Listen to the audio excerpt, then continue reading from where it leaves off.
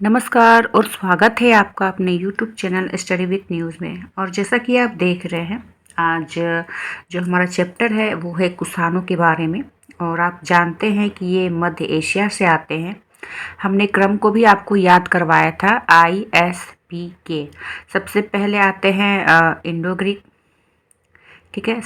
S से शक आते हैं, पी से पहलव आते हैं, और फिर सबसे लास्ट में आते हैं कुषाण। लेकिन सबसे लास्ट में कुषाण जाते नहीं है, सबसे लास्ट में शक जाते हैं, ठीक है। फिर हमने कुषाणों के बारे में जाना कि किस तरह से ये युचित कबीला से आते हैं, 5 भागों में 5 कुलों में बटे हुए रहते हैं, ठीक है। फिर हमने इनके संस्थापक कुजुल कडफिनेस के बारे में जाना। फिर विम कडफिसेस के बारे में जाना। फिर आता है कनिष्क प्रथम। कनिष्क प्रथम, क्योंकि आप जब पढ़ेंगे ना कुषाणों को तो आपको कनिष्क तृतीय तक आप पढ़ेंगे, लेकिन जो सबसे महत्वपूर्ण है, सबसे प्रतापी राजा, महानतम राजा, वो आपका कनिष्क प्रथम ही रहता है। तो हमने कनिष्क के बारे में भी पढ़ लिया था। व्यापार के बारे में आज हम पढ़ेंगे। तो व्यापार और खेती कुषाणों की, कनिष्क नहीं कुषाणों के बारे में जानेंगे। तो देखिए, भारत को मध्य एशिया से अल्ताई पहाड़ों से प्रचुर मात्रा में सोना प्राप्त हुआ था, इसलिए इन्होंने, देखिए पूछता है कि सबसे पहले सिक्के किसने जारी किए, ठीक है। सबसे पहले सोने के सिक्के जारी किए हिंद यूनानियों ने। सबसे शुद्ध सोने के सिक्के जारी किए कुषाणों ने, कनिष्क ने। और सबसे ज़्यादा मात्रा में सोने के सिक्के आपके गुप्तों ने जारी किए, ठीक है। तो इसे आप याद रखिए, हर एग्जाम में पूछता है। तो सोने का इन्हें प्राप्त हुआ था। कुषाणों ने रेशम के उस प्रख्यात मार्ग पर नियंत्रण कर लिया जो कि चीन से प्रारंभ होकर कुषाण साम्राज्य में शामिल मध्य एशिया और अफगानिस्तान से गुजरते हुए ईरान जाता था। देखिए क्या हुआ ना, जैसे कि आप जानते हैं, रेशम की सबसे पहले खोज, कागज की सबसे पहले खोज कहाँ से होती है? चीन से, ठीक है। और फिर धीरे धीरे ये जो व्यापार करने लगे मिस्र तक, ठीक है। लेकिन इनका जो कुषाणों का थल सेना था, थल सेना, वो काफ़ी मजबूत था। तो कुषाणों ने इस मार्ग पर कब्जा कर लिया, ठीक है। वो कहते थे कि आप टैक्स वगैरह दें, ठीक है, या फिर ये इनके लिए ये रोड़ा रास्ते का कह सकते हैं कि इन पर अधिकार हो गया कुषाणों का रेशम मार्ग पर। तो अब चाइना क्या करता था ना कि अब वो जल मार्ग से जाकर मिस्र को रेशम पहुंचाता था, लेकिन थल मार्ग का राजा था वो कुषाण ही रहते हैं। अब देखिए, ये रेशम मार्ग कुषाणों की आय का बहुत बड़ा स्रोत हो गया। वे इस मार्ग पर व्यापारियों से उगाही गई चुंगी के कारण ही विशाल और समृद्ध साम्राज्य को स्थापित कर लिए, ठीक है। तो रेशम मार्ग से इनका आधिपत्य हो गया, तो टैक्स देना होता था चीन को। कुषाणों ने खेती को भी बढ़ावा दिया और कुषाण काल की विस्तृत सिंचाई के पुरातात्विक अवशेष जो है वो पाकिस्तान, अफगानिस्तान और पश्चिमी मध्य एशिया में पाए जाते हैं। अब इनकी राज्य व्यवस्था कैसी थी? तो कुषाण शासकों ने महाराजाधिराज की उपाधि धारण किया।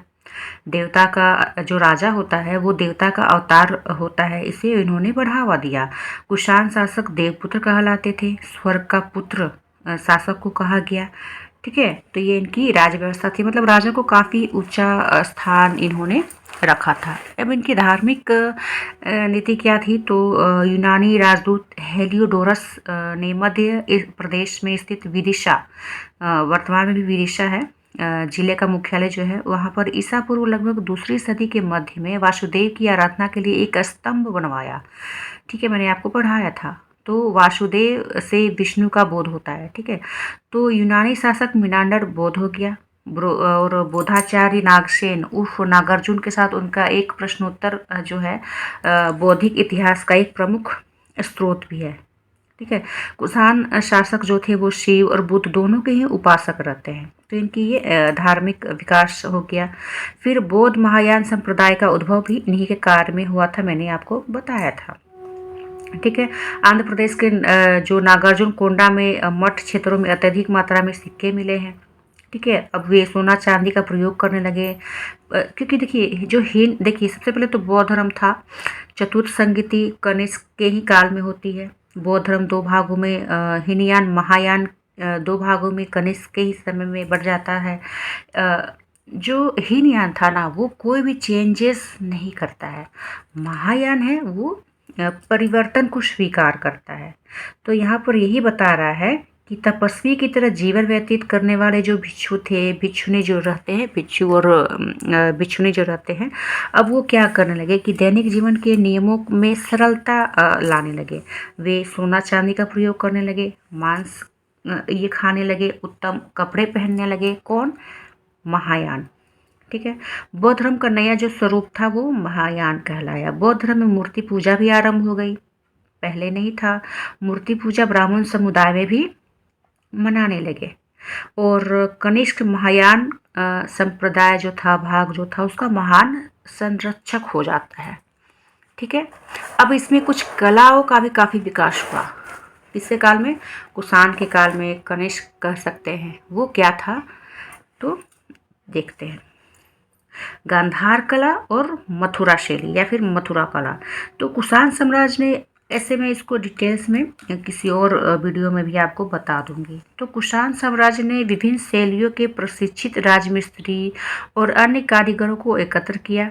इससे कला की नई शैली का विकास होता है, जैसे कि गांधार और मथुरा शैली। मथुरा शैली में सर्वप्रथम संरक्षक कुषाण थे, जबकि गांधार कला के संरक्षक कौन थे? शक और कुषाण दोनों रहते हैं। इसमें गांधार में दोनों रहते हैं।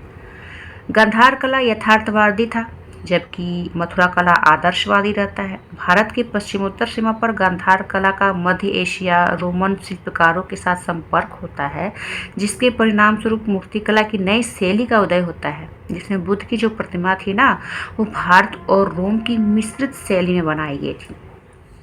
किसमें? गांधार कला में। ठीक है। बुद्ध के बाद यूनान रोमन कला शैली से मिलते जुलते बनाए गए थे। गांधार कला का प्रभाव मथुरा में भी पहुंचा, जबकि यह मूलतः देसी कला का केंद्र था। ठीक है।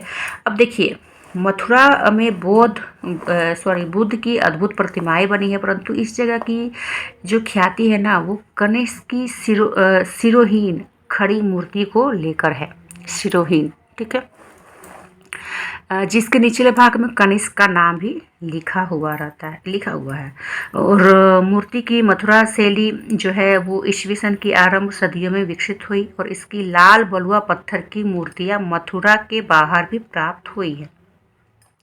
ये मथुरा शैली के बारे में बात हो रही है। यहाँ पर लाल रंग की मूर्ति मिली है, जबकि गांधार कला में आप अधिकतर काले रंग की रोमन शैली से मिलती हुई शैली है। ये ऐसे भिन्नता मैं आपको फिर से नेक्स्ट वीडियो में बता दूंगी। महाराष्ट्र में चट्टानों को काटकर सुंदर बौद्ध गुफाएं भी बनाई गई है। नागार्जुन कोंडा, अमरावती बौद्ध कला इसके महान केंद्र है। बुद्ध के जीवन की अनेक कथाएं पट्टों पर भी चित्रित की गई है। ठीक है।